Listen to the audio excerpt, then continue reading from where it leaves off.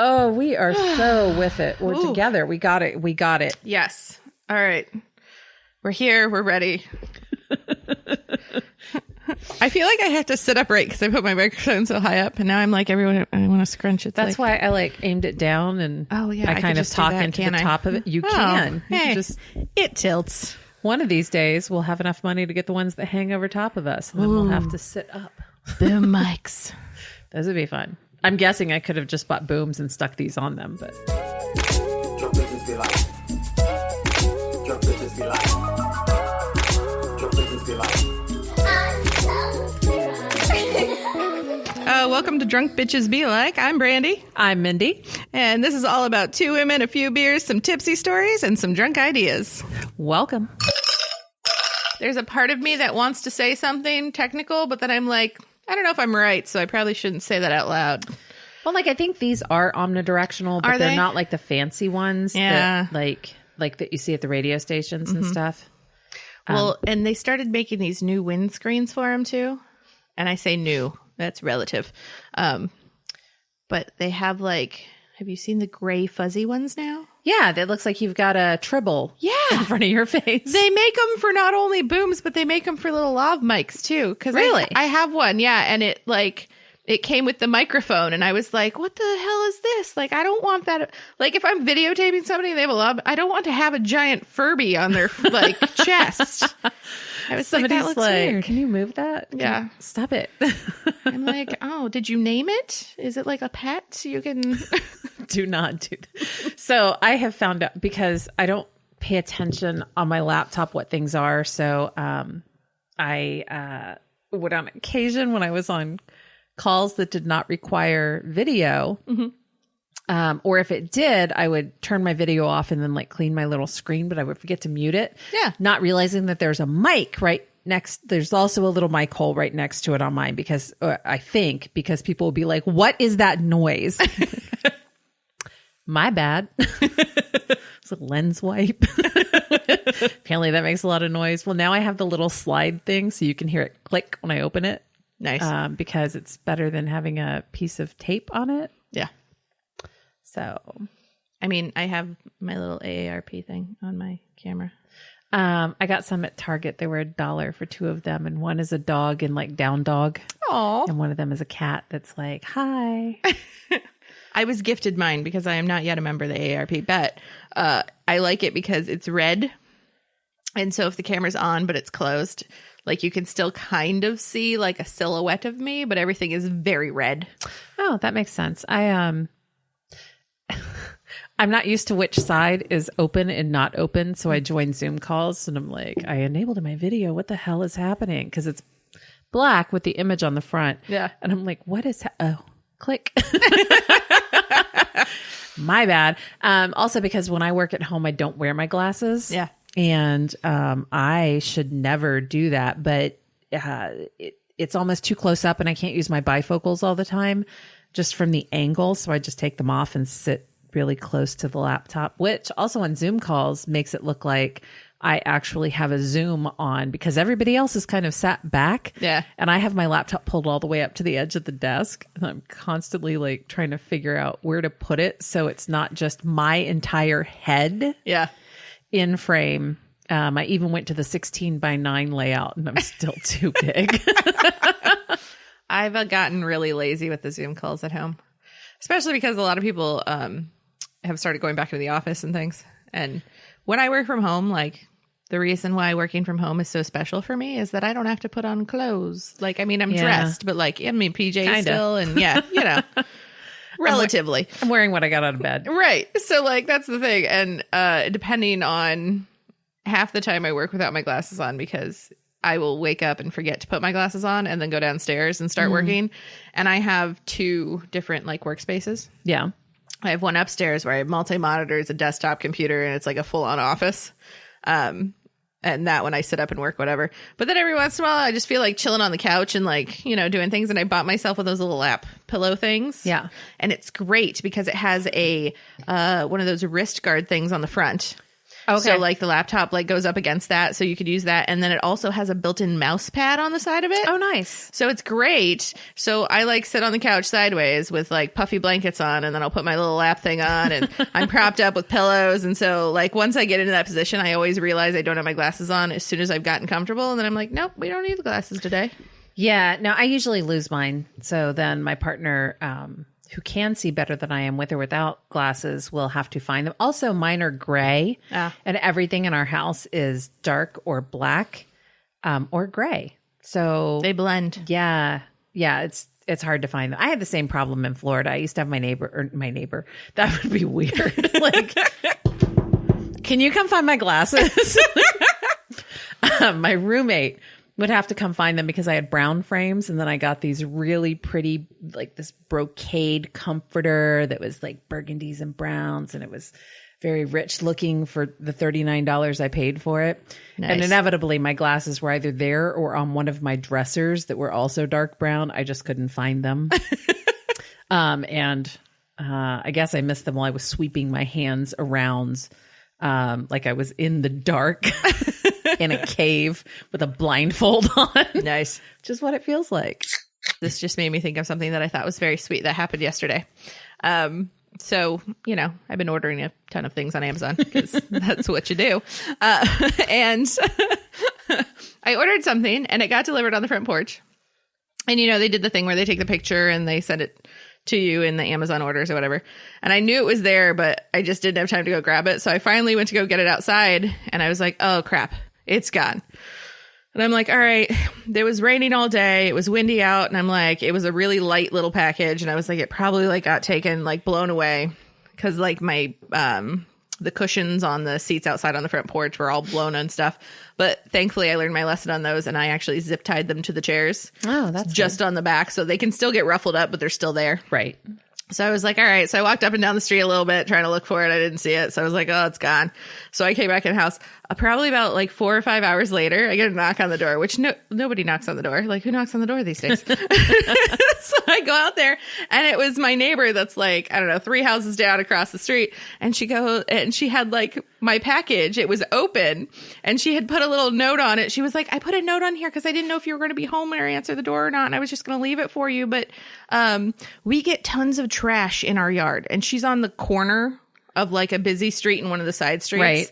She was like, we get tons of trash in our yard and stuff, and people usually just throw things out the window of their car, which is terrible. Right. It's not 1975. What are you doing? She's like, but I found this in the yard and it looked like it still had something in it. So it looks like somebody might have stolen it and taken what they wanted to and then chucked it out the window. And I looked at her and I was like, that is so sweet. Thank you so much. Also, wasn't anything else in there. Literally, that's the only thing. It was an orange tutu that I bought for Your St. Patrick's Day. tutu. As you do. Right. So I was like, thank you so much for returning that. Now I don't have to spend another $5 on Amazon to buy another tutu. It's like, why would anybody have just ordered this? Right, an orange tutu. And it was like clearly somebody had ripped it open and like, Right. you know, and it's sticking out of the top. And I was like, she knows that I have an orange tutu now, which she probably thinks I'm super weird, but it was just very nice that she came over and like returned it. I was like, that was super sweet. I had somebody return. I did one of those. I was looking at Facebook. Facebook is what has cost me more money than anything. Like BuzzFeed, Yeah. Nifty. There's another one, Bustle. The things that are like the 35 things you have to have on Amazon. Right. And I need at least 14 of them Right. when I do it. And I'm just going back and forth like, ooh, add to cart. Ooh. And I'm very upset when it's like currently unavailable. Why would you have that on the list? You just posted this yesterday. Did you not check anything? But it was another thing, some advertisement, and my partner does keto. I gave up. I'm just trying to not, eat myself into oblivion. Right.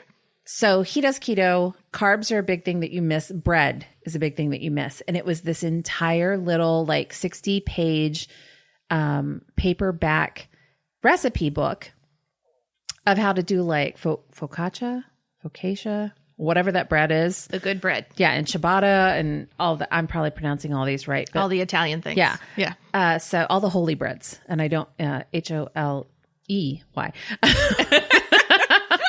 And so I ordered it and then I forgot about it. And it was one of those things where you pay shipping and handling and we'll send it to you for free because they're hoping you'll sign up for something else. And I even called customer service like after 6 days because I had it marked and I said, I don't want my subscription. And he looks me up and he goes, we don't have you down for a subscription. We only sent you a recipe book. Good. Okay. Thanks. Because the subscription was like $170 and I just didn't need it. So it never came. I didn't think anything about it. It was $6. Yeah. Life goes on. And then in the mail, like a week and a half later, I don't know who just doesn't open their mail, or maybe she forgot to bring it by, but I had the little plastic mailer envelope that it came in shows up in my mailbox and it's been stapled all the way across the top. And I open it and there's a little note that said I didn't even read who the addressee was. And I opened this. I'm so sorry that it took me so long to get to you. And I was like, because I had a burning need to make bread. Nah, if I knew who you were, I'd tell you it was okay. It's fine. Do you know your neighbors? Sort of. The funny part is I think my mom knows my neighbors better than I do. Because whenever she comes to visit, she will go and, like, if they're outside, she'll just go talk to people. That is a trait that I did not pick up from her. Like, if I see somebody and they smile at me, like, I might wave. Right. But, like, other than that, I have some neighbors that live across the street from me that I think were on to neighbor number either 2 or 3 that lived in that house. Okay. Which means I never actually talked to them. But I did, like, I constantly make fun of them in my head. Only because they have some very weird, lawn maintenance habits. And somehow it has transferred from one neighbor to the next. Because I know the house sold. Like, there was a sign in the yard, whatever. So clearly there are new people there, right? Right. So it was a couple years ago. And I remember sitting, like, I purposely would go out and sit on the front porch with a glass of wine and just sit there and watch. Because, like, at one point, I think they came out with a weed whacker instead of a lawnmower. And maybe that's all they had. But, like, came out with a weed whacker and just was doing the whole lawn, like the rose, like, not the rose bushes, what are the bed things around the house? Flower beds. The flower beds. Going in the flower beds with the weed whacker, like everything, right? Yeah. He was just weed whacking the entire yard. And and it's not a huge yard, so, like, right. All right, like, manageable. You could probably get away with that. But, you know, it's all going to be different sizes and whatever else, which I guess who cares as long as it's getting cut, because it was super long. Oh, that's why he weed whacked it then, because otherwise it bogs down the mower. The lawnmower probably wouldn't work if you don't very have, like, the sweeper mower sucker-upper thing. Yeah. That makes sense. Bagger. Yes, the bagger. So, which I thought was hilarious, but I never really paid too much attention. So this weekend... or this week, I don't know. It was raining really bad one day. It was the day I lost my actually, so it was yesterday. So it was the day I lost my package, right? When I had gone out to get my package and realized it wasn't there, it was pouring down rain. And there were 3 people in this yard. One person's mowing, one person's weed whacking the flower beds. And I was like it wasn't like a light sprinkle, like, you know, right. You've been there where it's like, oh, I got to get this done before it rains. Then it starts sprinkling and you're like, screw it, I'm finishing, you know? Yeah. No, like, it was downpouring and they were out there, like, with the lawnmower, the weed whacker, just going to town on the whole front yard. That will definitely bog down your mower. I feel like maybe he just weed whacked it the first time out of laziness. No, not laziness. That takes more. Well, no. And that's the thing. These are new people. From the other guy. Oh, okay. These are new the ones. original weed whacker. Yeah. Moved out. The original weed whacker wacko moved on. And these are new people that are weed whacking in the rain. Which, you know, to each their own, but it's just a weird thing, right. You know? And so then, you know, there's a couple other neighbors that I know and, you know, it very lightly, like, say hi to, whatever. But other than that, like, one side of me, I barely ever see her. She's a very older lady, and, like, sometimes her kids come and take care of her and stuff like that. And she's always very nice. Sometimes she's just in the house for days at a time. You know, I don't know. Cats are going to eat her. Yeah. I don't think she has cats. Although my cat does like to go into her backyard. She has a lovely backyard. She keeps all of her gardening up very nice and everything. It's very nice. Oh, that's why you don't see her. Yeah. I guess if her garden gets out of hand, then you'll be like, ooh. Yeah. Something happened. Well, that's the thing. I think that's why it's entertainment for me, the guy across the street, because, like, he makes me look good. Because, like, comparatively to all the other people on the block, like, there's some people that definitely have their yards in order and, like, you know, do the planting of the flowers every year. I'm not that person. No, I me can't neither. keep up with that. Like, watering things, I can't do that. I'm sorry. It's just not a thing I can do. So I'm lucky I'm all on my lawn. I started hiring a kid to do it last summer, so that way I didn't have to do it.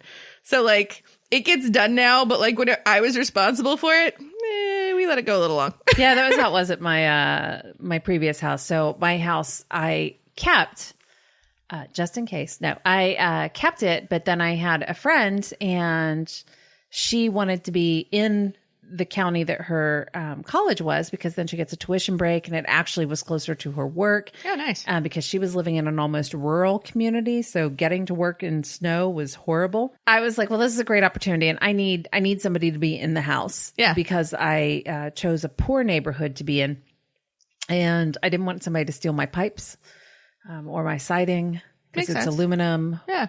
Or my downspouts, which that happened anyway. So yeah, Somebody stole your downspout? this house is a gold mine of stories. Wow. So yeah, somebody stole my downspout, the new downspout that I had put on the garage before I moved out. And so I wanted her to live there, but prior to me moving out and moving in with the boy, the front of my house is the bedroom. The whole front upstairs is the bedroom, and there's a picture window that is 2 slides and then a middle thing. So it's 96 inches all the way across. Wow. My bedroom was large. I love it. Now we scoot sideways around the bed because the room is too small for a queen size bed at his house, but whatever. So I would look out the window. That was my favorite thing to do. And I worked from upstairs when I would work from home. If the spare bedroom was in disarray, which it frequently was, then I would just sit on my bed and work surrounded by cats and paperwork and cozy comforter. And I would look outside. Same thing. My dad knew my neighbors. Like, he got to know my neighbors from one end of the block to the other. I don't even know their names. I refer to them as like denim skirt girls. Lived on either end. They were sisters. I found this out from another neighbor. They were sisters, and then they married brothers because they were all in the same church. And whatever the religion is, it's the don't cut your hair, use the hot sticks to curl it, and wear long denim skirts. Oh, I'm pretty sure I still have hot sticks somewhere. Yeah. I bought non-hot sticks when I had longer hair, just to see what it would. I was too lazy. It's difficult. They don't stay in. But I knew that about them. Yeah. I mostly knew them because their kids my house is in the middle. So somehow when I first moved there, their kids would be playing in my front yard, which, just from a liability standpoint, like, get off my property, because I don't need you guys killing each other. But from the other standpoint, they would scream and fight because they're cousins. Yeah. Yeah. And they ranged from ages of like 2 to 10 or 11 at the time. And they would leave toys in my front yard. And I became a grumpy old lady very quickly. And after returning toys to them a few times, I was kind of annoyed by it, because I'm like, why are your parents not parenting you? This is not, again, it's not 1975. It's not 1980. Nobody's watching you in a shit neighborhood. Yeah. This is a shitty neighborhood that we live in. And we're okay on our block. We're not horrible, but it's a crap neighborhood. Yeah. If you pull up the map of sex offenders, far too many in the area, because we don't have a school anywhere near us. Yeah. So I just don't know why you let your kids be randomly running around. But one day they were walking down the sidewalk, and we had a construction cone out front to like say, hey, this sidewalk is raised. Be aware. I didn't put it up. The city did when they came to take down a dead tree, and they left this cone. I thought they would come back and get it. They never did. It's probably in my garage, whatever. Yeah. So I had the cone sitting there, and one of the sisters and her offspring were walking down the sidewalk to the other sisters, and they stopped so that the kid could karate kick over the cone, and then they went on about their way. Didn't pick it up. I understand. Like, it's an impulse. Let the boy do it, then put it back up. Didn't pick it back up. She made a crappy comment to me one time when I said, I don't know why you guys have to play in my front yard. Go to your homes. Yeah. And she said something about, well, they're just children and they have to play. Great. Go play somewhere else. Play at your house, play at her house. And then I found out grandma lives on the corner too. 3 houses. You don't have to play here. Go someplace else. So then I started picking up their stuff and just, if it was in my yard at nighttime, it? no, I didn't keep it. I threw it in the trash. I mean, they didn't leave anything valuable, like a bicycle. I might have returned that, or at least I would have set it on the sidewalk. Oh, I would have thrown that shit in the shed. Yeah. So they annoyed me. Eventually, I think the little girl like was riding her bike and fell and broke her arm in front of my sidewalk. But I'm like, they never came and said anything. And then the neighborhood kids started setting up. I came home and found a makeshift bike ramp on the sidewalk in front of my house. So I was so angry. I dragged my trash can. And yes, I know that I sound like get off my lawn. And I literally was get off my lawn. I fully support it. I was all of 38, 39, like get out of my front yard. So I pulled my trash can around from the alley and I just started picking. I mean, it was like 6 bricks and a cinder block and a piece of plywood. I just tossed it all in the trash can, put my trash can back. The next day I'm working from home and I hear them out in front of my house, and it's not just the little ones. It's like older ones. Again, your kids are going to get beat up or something. I don't know. Older kids, little kids, bad idea. So I hear them talking about the logistics of setting it up and what happened to all of their stuff. And I hear them come back with more stuff because, again, my sidewalk, the city's tree had made it wonky. And I thought that it was, I'm like, the city should fix this because it was your tree. And they said it was my problem. Like, I'll move. So they set up this ramp. And we're about to get on it. And I threw open the window and said, absolutely not. Get it and get out. And they just stood there and looked at each other. And I was like, I know you can hear me. Get it and get out. God, she's so mean. Yeah, I am. Yeah, because you fall and break your neck. It's on my property, and then I'm responsible for it. Yeah, I'm also crazy. I'm a witch, and I eat children. Whatever will make you leave my property. But that window was great to neighbor watch because I didn't know my neighbors, and there would be some shady stuff happening. The people next door rented the house out. Okay. And there was like a screaming match between the boyfriend, his sister, and their dad, where... like, I'm going to have to call CPS because they're jostling this 1-year-old around between them, like ripping it out of each other's arms. A because 1-year-old? she was drunk and wanting to drive and she was hysterical about something. Oh my gosh. So, but instead I saw that somebody else was already on the phone with cops. So I just sat and watched, from my upstairs perch. The kids across the street, their mom was constantly in and out of jail, which is tragic. So the kids were just wild, feral children, and they were found... got to be at least 8 miles away. So, you know, where my house is on the east side of town. They were all the way on the west end of town. Jesus. They were 5 and 7 on their bikes and had made it to the west end. And so when my mom brought me home from the hospital and I'm like, why are there 5 cop cars? I'm so confused. Like, I thought, oh gosh, that's finally happened. Somebody's killed somebody across the street. That wasn't it. Just 5 cop cars to return these 2 little boys and have CPS. So my dad knew everybody, knew their names, knew who. I'm like, I don't want to know. Please don't make them think it's okay to talk to me. I'm sorry. My memory is shot. Like, I can barely remember people from high school. And like, I'm still friends with most of them on Facebook. And this is a really sad thing. Like, there are some people that are on Facebook that like you see more than others. Right. And there is a handful of people on my Facebook feeds and stuff like that I know from Facebook because like their names sound familiar to me. Like, and I know their names and their faces like now. Right. Right. But I cannot associate it with any face or experience or anything from high school. I can't remember that far back. I don't remember any of it. And like, I know that I know these people from high school because on Facebook it tells you they graduated from, high school in this year. And it's they're friends with like 900 other people. Other people that mutually. Yeah. And it's like, and I genuinely like these people like from their Facebook profiles and everything else and any interaction that I've had with them like since then. But I have no recollection of anything from high school. Yeah, I do. I have a great ability to recall a certain amount of information. It's not a great ability, but my mom thinks that she thinks it's neat, but she also thinks it's weird. And I have one cousin who selective. Not really. Like, if it left an impression on me, I can remember the entire conversation, and I don't care that it took place 38 years ago. I can remember the entire conversation, or I can remember this used to drive my roommate crazy. She would turn on a television show, and within 10 seconds, I'd say, we've already seen this. Yeah. How do you know they've only showed a cell phone on the desk? And I was like, yeah. But it's when Stabler found out such and such, and that, it was usually SVU. SVU. Yeah. So like, we've already seen it, or songs or movies, or it makes trivia great.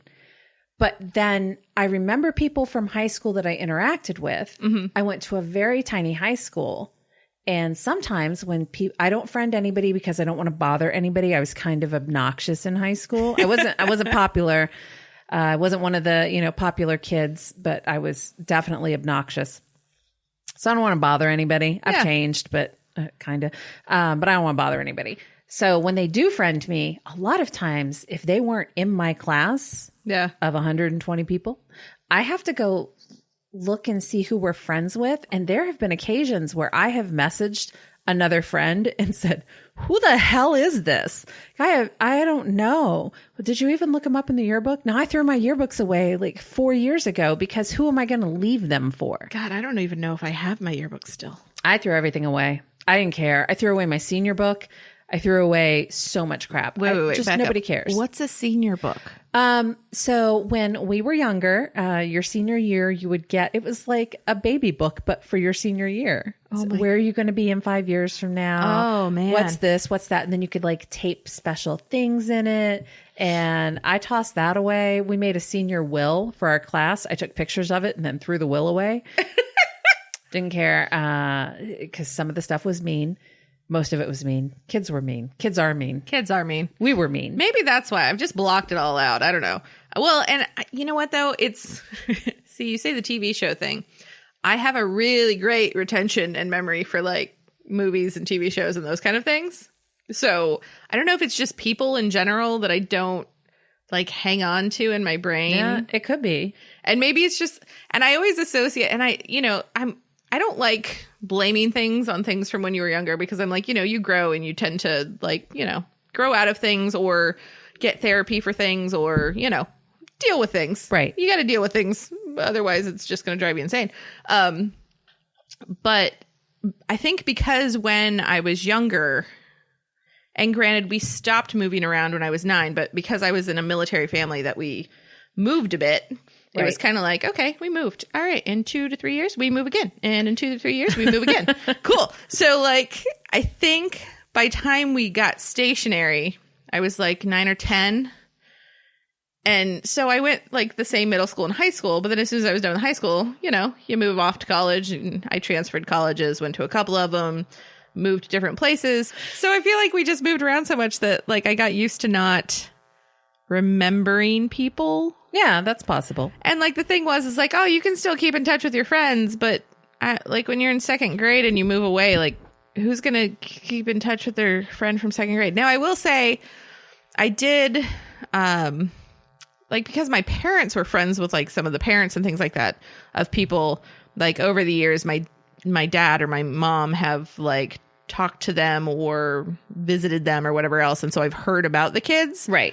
But like, I genuinely just don't remember a lot of the kids anyway. Yeah, I mean, I went to the same school, so from kindergarten to my senior year, they called it the 13 Club, 13-year club or something. Basically, those of us, did they say 12-year club? Anyway, doesn't matter. Either from first grade to 12 or whatever. Yeah. So yeah, it's such a small school. It's the people who aren't in my class that I have a hard time remembering. And then it jogs your memory. But there are some people who their face, I have no recollection. Yeah. And then, like I said, I'll text somebody and be like, who the hell is this? They're like, da-da-da-da, da-da-da, da-da-da. And I'm like, oh, okay. And then worse, those people who used to show up in your Facebook feed and now don't. And you're like, oh, let me go to their profile because I haven't seen them forever. And it's like, oh, and they died a year ago. That's sad is when you find out people that like passed away that you actually genuinely remember and knew. And yeah, there's one girl that, gosh, she I had known her, or she had known me since I was very young. Her friend had babysat me. And then when I started high school, they were like the house that everybody would go to have drinks. And I was a freshman, and they would make sure that I got home. Like somebody would stay sober to deliver me back home at midnight. Yeah. So, and because they could continue drinking. And she married a guy that we went to high school with, and he and I were really good friends in high school. I had to make sure, and I'll branch off into that in a second. But they got married, and I kept seeing all of this stuff that was happening with them. I was like, God, I'm so happy for them, and this is great. And then I just quit seeing posts from her because he never posted very much, but she would always tag him in posts. And I went back, and she had passed away. I don't know if she was having health issues or what, but she had passed away. And then everything started over the summer, and they were an interracial couple. And he was one of, I think we discussed this on another podcast. There were like a handful of Black students that I went to high school with. And he was he was a class ahead of me. But we used to hang out. There was, in the small town that I'm from, there was this little diner bar that had a pool table, and it was back when you could smoke inside, which means our parents couldn't see us smoking. So we would all be inside playing pool, smoking. I used to be good at pool. He's probably the only person who could testify to that. Not as good as he was. He was pool shark level. But when everything kicked off last summer, I had posted something, and it had just made me very angry. And so I popped off about it. And then he sends me a private message and says, I feel like you might be more Black than me. And I was like, I'm like, oh my God, did I say something wrong? Did I do something wrong? And he was like, no. He said, I think he said something about, like, I just had never thought of that, or it's not that it's not wrong. I just didn't think about it in my case. But I appreciate you recognizing it. And I said, I know that things were different back then, but if I ever did or said anything that came off as prejudicial or racist, or you ever felt uncomfortable or felt that I was being unkind, he was like, no, like, I have nothing but good memories about us.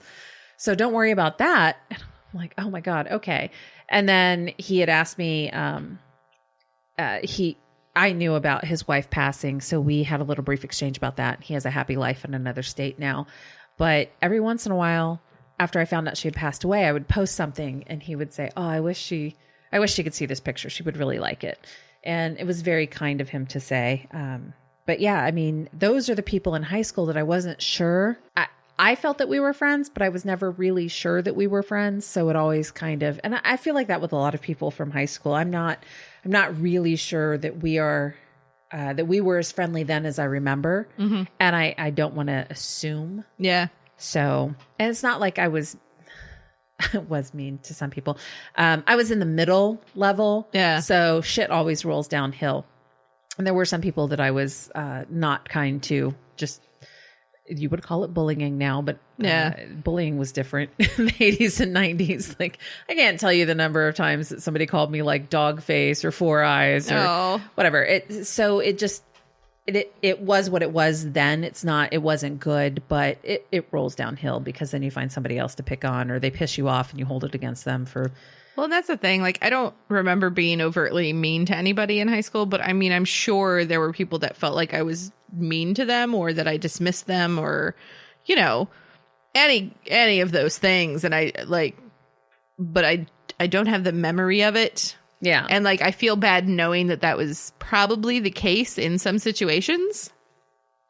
But at this point, it's like, I don't even know who I would apologize to for anything. Right. You know what I mean? Like, blanket sorry for being an asshole in high school. I was a teenager, and we're all assholes when we're teenagers. Yeah, I don't think that I did anything overtly different than what was happening at that time in the climate. However, there has to be somebody who was affected by it. Oh, yeah. More than I was affected by what I was getting. Right. Or, oh my gosh. Then some of these things come back to bite you in the ass, because my parents started seeing a new doctor in town. And it was a girl that was a freshman when I was a senior, and she had broken up with a friend of mine who was younger than, he was a year behind me. And she said some very unkind things to him. So I confronted her she's my parents' doctor. Not anymore. I think she moved on, or they changed over to another doctor when my dad passed away. But I'm like, oh my God, can you ask her to please not kill either of you in revenge? Because my mom said, well, she asked how you were doing. I was like, I'm sure she was hoping I died from something horrible. I want to say secretly, but I'm very openly glad that my parents moved away from the hometown where I went to middle school and high school from. The chances of me ever having to go to that town again to visit are very slim. And I have no need or want to ever go back there, because I feel like the first 15 years where my parents lived there, and it was a smaller town, and so like I would go back to visit and they'd want me to come back for like the festival week and stuff when they had the big festivals. And there would be like, the food vendors in the park and all that stuff, right, where like, when you were a kid, you would go and hang out there on the weekends and like see everybody. Right. And it was like, as an adult going back there and going with my parents to those places, like you were constantly like looking around going, God, I hope I don't run into anybody I know. I just don't want to, like, I had such anxiety about like running into somebody that I didn't remember and couldn't remember their name, or right. And it was like, there was also people that like would be nice to run into that I remember and wouldn't mind seeing and saying hi to, but the anxiety of the other instances of like seeing people that I didn't remember that remembered me, right, was like, I don't want to. Do we have to go there and have dinner? Can we just stay at home? Like, you just want me to visit, right? So we can just stay at home while I visit. Like, we don't have to leave the house. Yeah. Mom and Dad lived out. I mean, I grew up kind of far away from town. Use town as a general term. Yeah. And so Mom and Dad lived in the middle of the country. I grew up there. Like, there's no internet, there's no cable, there was none of that. So yeah, there's no after Dad passed away, Mom sold the house. We didn't buy the house because you can't get high-speed internet there, and then both of us would have to work from home, and we don't want to give up the luxuries of the city to live in the middle of nowhere, right? Which would still be kind of good. I also just didn't want to be near my hometown. Yeah. However, my doctor relocated I get this message, and I don't like change. So I will follow my doctor almost anywhere. He started a private business. One day when I get enough money, I'll give him, he's a concierge physician now. And I'm getting married. I don't have money to put toward that, but eventually I will. So, I don't know if he listens. I think he's friends, or like he's on the page, has liked it. So, hey, Dr. Nick. So I really liked going to him. He was in that new place.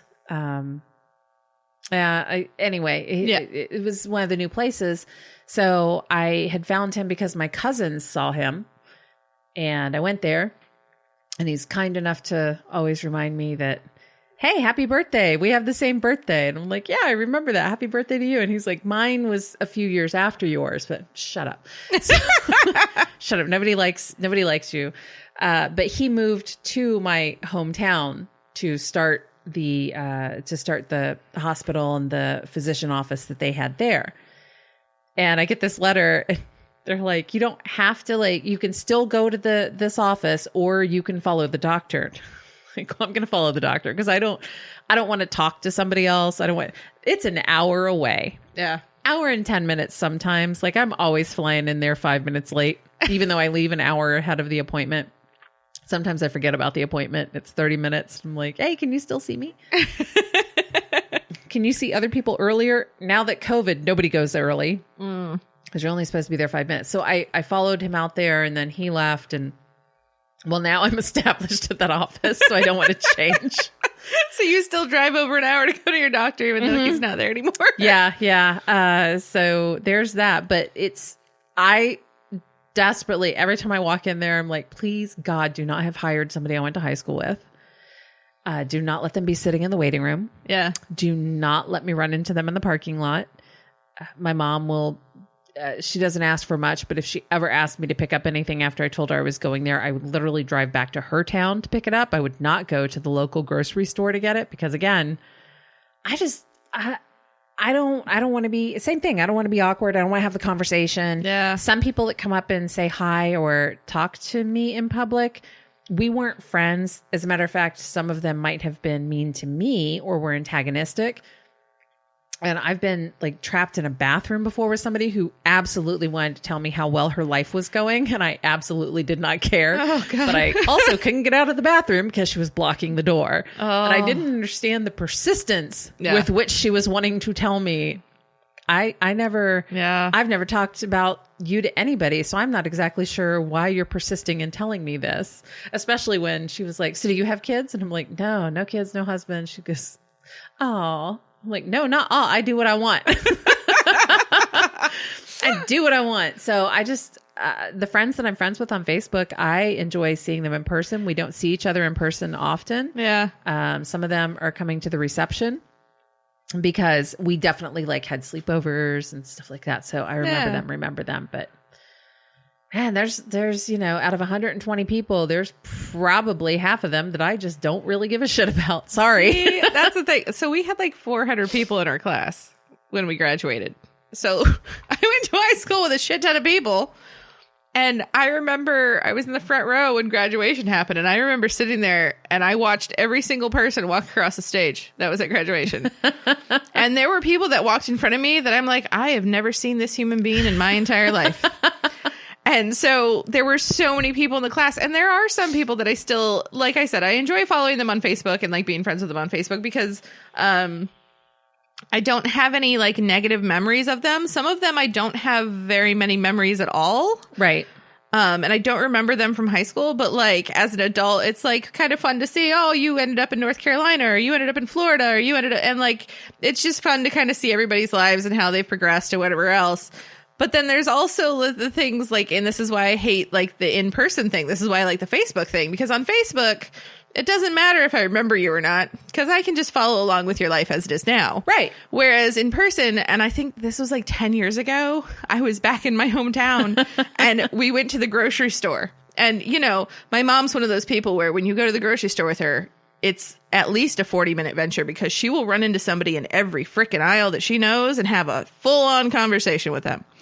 And I remember we walked down this one aisle and my mom immediately stopped and was like, no, I need to go to the next one. And I was like, okay. And I turned around and this girl looked at me straight in the face and she goes, Brandy, hi. And I looked at her and I was like, sheer panic because I couldn't remember her name. And like, I vaguely, I recognized her, but I couldn't remember her name. And I was like, hi.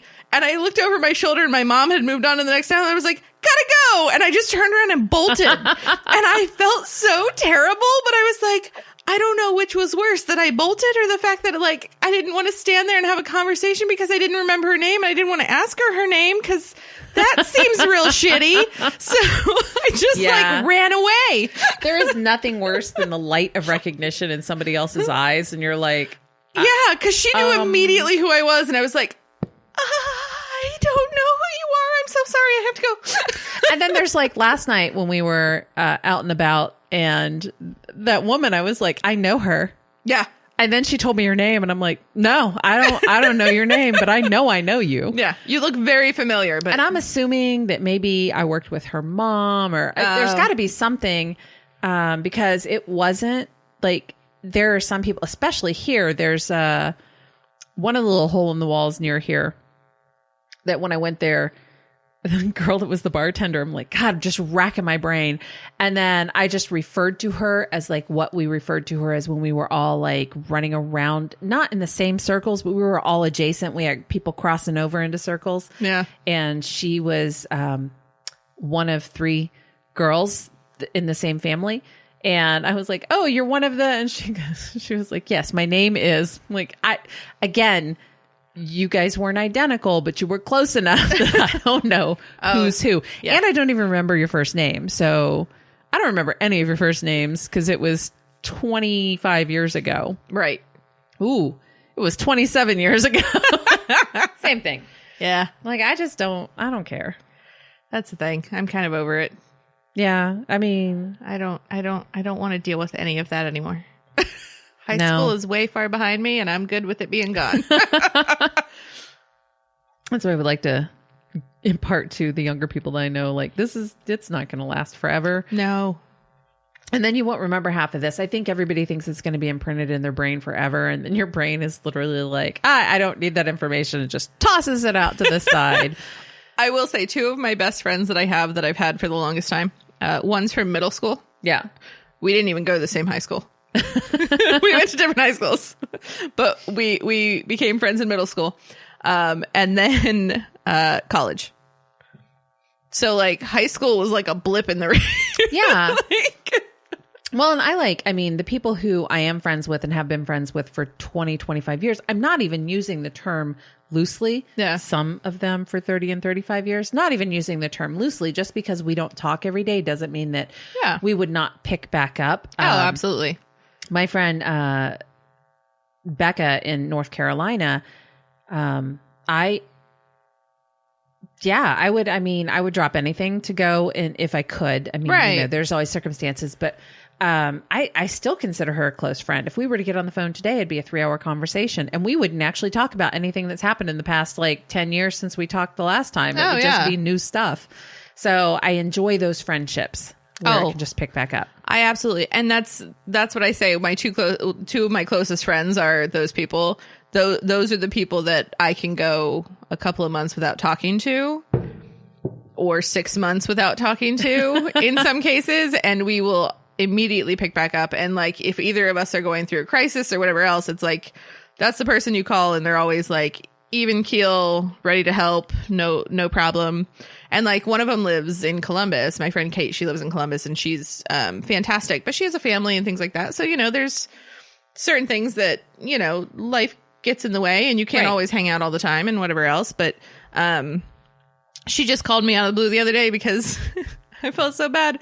Her kids are starting to grow up and get to the age where they're like, really getting into school. And she's like, oh my God, they're getting old. They're like, and she was like, I was like, oh, that's so awesome though. But they're doing really well. And, so she just needed somebody to talk to and vet. And it's nice to be that person and have a person that you can do that with, where you can go a few months without talking and then pick right back up and just have a great relationship with them and not have any drama in between. Oh, and nobody's feelings are hurt that you haven't talked in a while. I don't hold it against anybody if I don't hear from them for a few years. Oh, yeah. Because I'm the same way. And if you were to hold it against me, then we're never going to talk again, because I just don't want to deal with that. Right. So most of the people that I remained friends with over the years, we have that very, it's a loose relationship. We both still call each other friends. All of us still call each other friends, but nobody's mad because somebody didn't see somebody. I reached out to a lot of people and said, hey, the wedding is going to be very small. Yeah. And the reception is going to be kind of small too. And I'm mainly keeping it to local. At the time that we were talking about it, people couldn't travel to Ohio anywhere, or Ohio was like a hot spot. Right. So I was like, don't worry about it. And I'm sure we'll all catch up. It'll be fine. I'll figure out some way to put it on YouTube, and then you can watch it and make fun of, the whole 10 minutes of ceremony that you're going to see. But yeah, I just can't. Actually, I have a harder time with it in the people who are actually in my real life now that you see frequently. Yeah. It's a lot of pressure. Yeah. Our one mutual friend, that's what I enjoy the friendship of, their coupledom, is that there's also not that pressure. We see each other more frequently than I see other people, but there's no pressure to, what are you doing? To constantly Do you not hang like out. me? Yeah. Why are you mad at me? I haven't heard from you. It's like if you have a busy couple weeks, it's not a big deal. Right. And they're not like, well, why haven't you called me, or what's happening, or where have you been? Yeah. And then there are some friends who I know they're dogs, but I don't know who they are. That's not true. I know who they are, but I like their dogs. Yeah. And I want to talk to their dogs. And if they invited me to a party, if you threw a party and invited all your friends, invited everyone you knew, I would be playing with your dog. I have decided that I like dogs, but I know why I'm a cat person. One, cats aren't very big. And that's not necessarily like why I'm a cat person over a dog person, because there are some big dogs that I like. I am not a fan of being licked. I've gotten over it. Yeah, I don't like being licked, especially on my face, and I don't like being jumped on. Oh, that's my life at my house. Yeah. Well, and I've discovered that I feel like I've been spoiled with some of the dogs that I have known in my life because some of them are either too old, too lazy, or have been severely trained to the point where like they don't do anything unless their person tells them Right. what they're allowed to do. So I've known a lot of those dogs. So I feel like I've been spoiled in my dog, living. Right. So when I meet new dogs and things like that, and then they do things and I'm like, oh, this is why I'm a cat person. Yeah. Our number 2, Sunny, I don't have to. I'm always cautious about names because then Brandy has to cut some of the names out. But I'm assuming my dogs don't care Dogs' if they're names not are anonymous. okay. So we started with Stormageddon. Stormageddon was a rescue, and we actually knew what we were going to name her before we actually got her. We were talking about getting a dog a year before we got one. We were watching. I was catching him up on Doctor Who. We kind of had to. The 9th Doctor was getting a little boring for him. It wasn't capturing his attention. So I was like, Right. we're going to have to jump right into this. And I don't think 10 is the right speed for you. So let's jump into 11. Then we'll go back to 10. And one day we'll finish 9. Yeah. So he's been with it. I caught him all up on 11. He was very excited when 12 happened. 13 we're okay with. Yeah. I still don't understand why Craig Ferguson is not Doctor Who. I don't understand why Craig Ferguson isn't on more stuff because I'll be I honest. love him. I don't remember what numbers they are. I started with Matt Smith. That's 11. Okay, so I started with 11 and then I went back and started watching at number 9. No, okay, so 9 is Christopher Eccleston, Right. and 10 is David Tennant. 10 So- is my first Doctor. Okay, so I started watching Matt Smith first, and that's where I got hooked because there were like reruns on TBS or And something. he's probably your favorite Doctor. That's the saying, is that you The never first forget your one. first Doctor. Now, I will say, after watching, I watched through, so he was 11. I watched through the end of 12. Okay. I thought Peter Capaldi did okay. I thought he did okay. The problem is that he was such a departure from Matt Smith's character. Right, but they wanted to go to a darker place. Right, and they needed Matt to. Smith there were a couple of episodes where Matt Smith was angry and bitter. You're right. And I didn't like it. Right, because didn't he was wear the it goofy well. fun one. Right. Yeah, he needed to be the goofy fun one. Right. So, like, I feel like they did well with the doctors and, like, what their personalities were. I will say, though, and I really wanted to watch 13, but then they took it off of the place I was watching it, so I couldn't Right. watch it anymore, and I haven't bought the BBC thing or whatever It'll be on Prime. at some point. Yeah. So, but I loved Matt Smith, and then I watched the entire thing up through Peter Capaldi's, and Matt Smith will still always be my favorite because he was my first, but David Tennant is by far. He's hot. He was so good. Although I will say, after watching Jessica Jones, Yeah.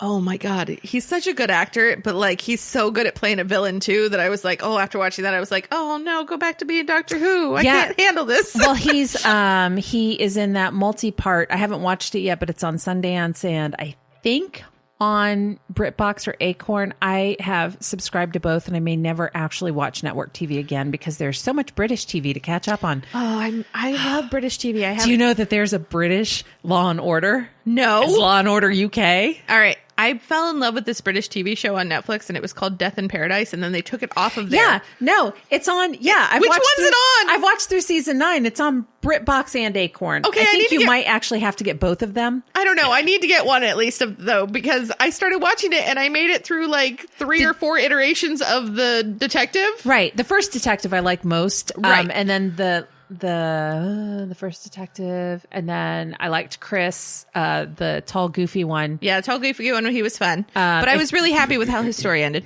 Yeah, I was happy with Yeah. him. I can't remember if the uptight guy was the next one.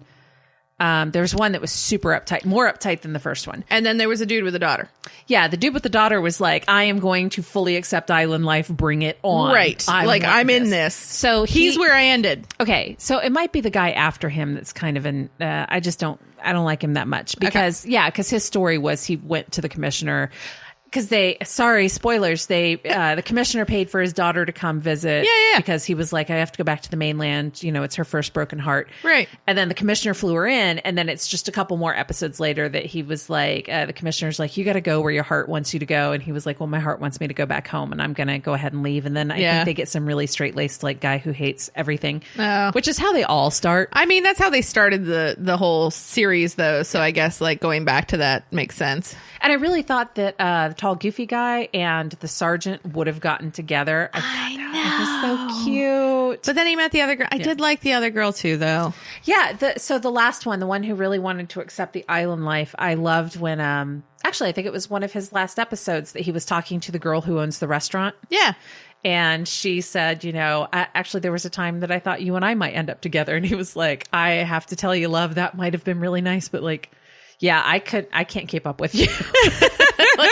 She's like, I know. It's fine. It's fine. Yeah. So, watching all of that, I've completely lost train of thought. I know. We went straight into Doctor Who and then British TV shows. Sorry, guys. Anyway, love British TV shows. The whole Doctor Who thing, my dad watched it on PBS, which I don't know if that's where my love of English TV and English programs comes from PBS, because Masterpiece Theater would like play. Okay, all so of it. I think I think it's because so I get sick a lot, allergies, so I feel like I was homesick one day and I think I had either TBS or TNT on, and they had a marathon on. So I ended up watching like a marathon of Doctor Who, and it was all in a row, but it was, I think Are you sure it wasn't sci-fi? it might have been sci-fi.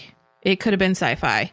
But yeah, so they had a marathon of Doctor Who on, and it started, I want to say it didn't start at the very beginning of Matt Smith, but it was probably towards the beginning of his run. Right. So I ended up watching like a full day's just back to back like Doctor Who marathon while I was laying on the couch. Right. Like drinking soup. So, and then I loved it. And then I found out when it got released on Netflix, I went back and started watching it from the beginning, and I binge watched the entire thing. Oh, you know what? No, it's on HBO Max now. Oh, okay. They moved everything to HBO Max because right. I was very upset when they took it off of Netflix also. And then I signed up for HBO Max just to watch it with my niece. Nice. So I was thinking I needed BritBox or something like that because I figured they took it to their own networks. No, it's HBO Max because Does HBO own BBC? So BBC America is not necessarily BBC. Right. Because I know that for the longest time, Britain would get the episodes first, and they would get it weeks ahead of BBC America. And then I think they synced it up when it got so popular in the United States. By the way, people in the United States ruin everything. My dad used to watch Doctor Who on PBS, and I was not interested in it because it was in black and white. Right. It's an old guy running around.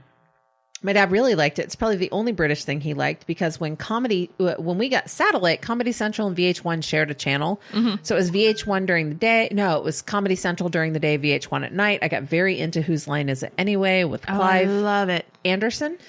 And that's how I fell in love with Colin Mockery and Ryan Stiles. Love them. First time I ever saw Wayne Brady was on that. Wayne Brady is a national gem. I love him. Sorry, let's store Wayne Brady for a time. So I was in a very sad place in my life. I moved out of a boyfriend's. I moved into my own place, and then I was just at home. I was kind of sad because I kind of disconnected from some of my friends, or the friends that I had weren't in town, and I wasn't really ready to like start hitting up my old scene.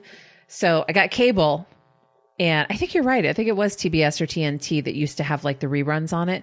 And my very first Doctor Who episode was the Agatha Christie one, the bee and the wasp and the bee, something like that. Yeah. Where it hypothesizes what happened to Agatha Christie during the 3 days that she went missing. Anyway. So I loved it. And Donna was the companion. So then I went back to the beginning and I was like, well, then Rose is the only companion that you ever should have had until it got to Amy Pond, and I love the Ponds, especially when she would be talking. You would hear her talking about there were several episodes where she would be talking about this great man and this wonderful man and every time she was always talking about Rory, even though everybody thought she was talking about the Doctor. She literally was talking about Rory. Oh yeah. And I love them and their wedding scene. I loved all of that. Matt Smith did really well. He did, but you know what? I think that's probably why I liked Matt Smith is my favorite Doctor, only because I think I liked Amy Pond the best out of everything. Right. And I think that she was my favorite. As much as her character was very into his character, like she had kind of, these aren't real people, but also it's a tribute to Stephen Moffat. If you go back and watch Doctor Who from 9 until Stephen Moffat's run ends, he had thought about things years in advance. Oh, yeah. I mean, because there would be things that would in the future that would happen. And you're like, holy crap. In order to have thought about doing this in the future, he would have had to have known what he was going to do In the past. back when he was doing this episode so that Oh, they yeah. would sync up. And I thought it was amazing. What I loved about 11 and Amy Pond is that he met her as a child. And I think in his mind, she was always a child, Right. even though when she found out like she was an adult and was kind of, like chasing him around a little bit. Yeah. I loved when he shows up in the cake. It's like, your fiance kissed me. She what? It's not the point. I'm like, yeah, very much is the point. Yeah. It was when James Corden happened. I know how we got here. We were watching James Corden's episode. Yeah, Catching okay. up on 11, watching James Corden's episode. Here we are back at the beginning. So he and my partner and I were watching the James Corden episode. Mm-hmm. We saw the first one, and then a couple of weeks later, I think this a month later, 2 months later, whatever, the second one came out. And it's when James Corden now has a baby. And he said his name is Alfie. And Matt Smith is giggling about something. And he was like, what are you laughing about? Nice meek baby. And Corden was like, oh, of course you do. Because he was always kind of jealous of the doctor. Yeah. And it goes through the whole thing about, well, he doesn't like the name Alfie. Well, what does he want to be called? Stormageddon, the Dark Lord of all. It's like, what does he call me? Not Mum. It was like, there's Mum and everybody else is not Mum. Or I'm not Mum, you're not Mum. Well, what does he call everybody else? Peasants. Unfortunate, especially considering what happens. Yeah. But my partner looks at me and said, if we ever get a dog, we're naming it Stormageddon. Nice. We happened to get a female dog, and we were like, no, we're still going with it. We're going with it. So her name is Stormy, and then there's Sunny, and now there's Tilly, and Sunny is a licker. Oh my God, that was a very long route to get to a licking dog. Sunny is a licker, and apparently it's part of her. She's half Staffordshire Terrier, Okay.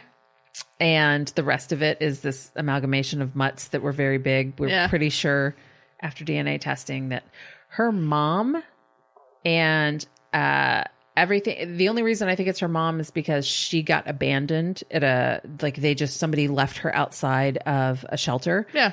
And the only reason I think it's her mom is because what else do you do with like stray dog, the stray puppy that you didn't intend to get bred? And we did her DNA, and like for 5 generations back, American Staffordshire Terrier on one side of her lineage. On the other side, Newfoundland, Chow Chow, hounds of some sort, white Swiss Shepherd. I was like, oh, somebody jumped the fence and got your mom. And then somebody was like, this dog is never going to look like a Staffordshire Terrier, and tossed it out. We thought it was going to be small, not knowing any of this, because she looked exactly like our first dog, which Yeah. was a mistake. And because we had a hard time telling them apart for a while. And so we got her, and she is not. Our first dog is 35 pounds. She's the size of a small Basset hound. Okay. And because she's a Basset Border Collie. And then we got this mutt, and she is 70 pounds of fun. And she is a licker, and she has enough force and weight in her to hold you down so that she can lick you. the crap out of you. Ugh. And then there's Tilly, who doesn't lick anybody. Like, we call it, Tilly kisses are very precious. Like, if she jumps up, she doesn't jump up in your face. She likes to lean in. She's a hound dog. She's a treeing Walker Coon hound. Also did not know that was going to happen. Also did not know how big they got. I thought she was a fucking beagle. So she is not. So that came as a surprise. Yeah. I don't know my dog breeds. She had parvo. She was little. She was cute. I couldn't let go of her. I had no idea what it was going to be like to raise a hound dog. It's the dumbest thing I've ever done, but I love her so much. And if I had more property, I would have all the hound dogs. Yeah. I found out I have a type, and it's a hound dog. I'm such a sucker. But she will get up and sniff you to find out where you've been, what you've been doing, what you ate, who you talked to. She'll just sniff the crap out of you, but she will not give kisses. And every once in a while, you'll just get the little tip of her tongue. And then off she goes. Nice. Yeah, I think my biggest problem is that I don't like and this is just a dog thing, and I understand that this is what they do to say hello, but I don't want a wet nose up my butt. Oh, if you're wearing pants, you won't know. That's the problem. I wear dresses a lot. I wear skirts a lot. And so, like, when I walk in the door, if the first thing the dog has done and I can hear him lapping up water, I run as far away as I can get. Because if I have just walked in the door, he immediately wants to stop whatever he's doing and come over and, like, stick his nose up my crotch or up my butt. And I'm like, no, I don't want this. And, like, for a dog, it's not like a thing you can say no and they Right. just stop. Yeah, we didn't know until we started getting into the rescue. So we've adopted all 3 of our dogs from the same rescue, and we started volunteering. And I've fostered. Tilly was a foster.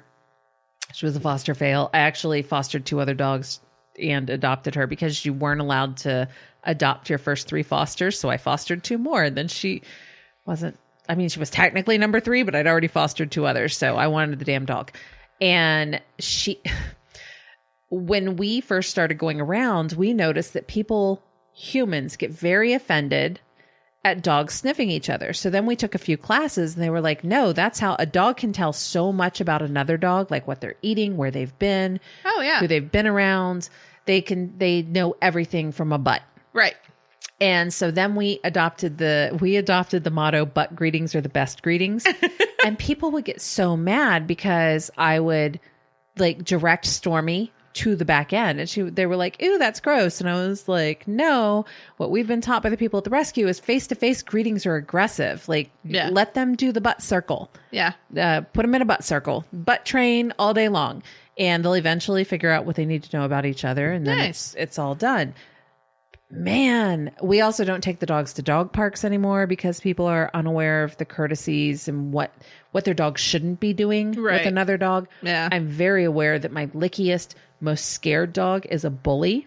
So she bullies bigger dogs. She is, she's got a prison mentality. Like, just hit the biggest fucking one, word will get out. So she, the bartender here has that collie shepherd, Okay. his giant ass dog. And she bullied the shit out of him. The first day she met him, she would cut him off from his dad, cut him off from his water bowl, cut him off from like the other dogs. And he eventually had enough of it and snapped at her. But she persisted to the point that I had to take her home. Oh. And he was like, oh, she's fine. I'm like, no, this is not okay. This is not okay behavior. Back home she goes. Because the other 2 aren't having any problems. So Yeah, and I mean, I get that with dogs, and like that's what they do.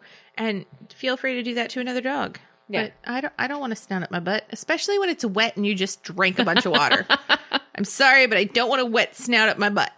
my partner absolutely hates. I would. So I like hound dogs, and I like big dogs. Big dogs tend to come with slack jaws. With the drooling. The drool. Yeah. Ugh. So I had a Newfoundland when I was growing up. I love a Newfie. Love a Newfie. But you can't tell as a puppy. I would get a rescue one. Like, Yeah. but you also can't tell as a puppy like what their mouth is going to be like when they Right. grow up. And some of them have a better, like their bottom lip is a little more formed, Yeah. which will hold the slobber in. I will one day I will have a pit bull. Don't come at me because I love that breed. People suck. I used to have so when we were growing up, I adored our dog. Well, I liked our dog. She was okay. So it was a he. Oh. He was a black lab and part pit bull. And he was delightful. He would defend me and my sister like through anything. But I also he was mostly my sister's dog. And so at one point I got a dog too. And so we had 2 dogs, and my dog was this little tiny fluffy thing. I don't even remember what kind of dog it was. That's not a dog. But I loved it. I mean, it was also a puppy, so I don't know how big it was gonna get. Right. But we had to get rid of my dog because my sister's dog kept picking him up by like the nape of the neck, and tossing him across the yard. Yeah, that's not good. No. And so after that happened a couple of times, my parents were like, okay, clearly these 2 are not going to get along. So we have to get rid of one of them. And since we've had the other one longer, we're getting rid of the new puppy. Aww.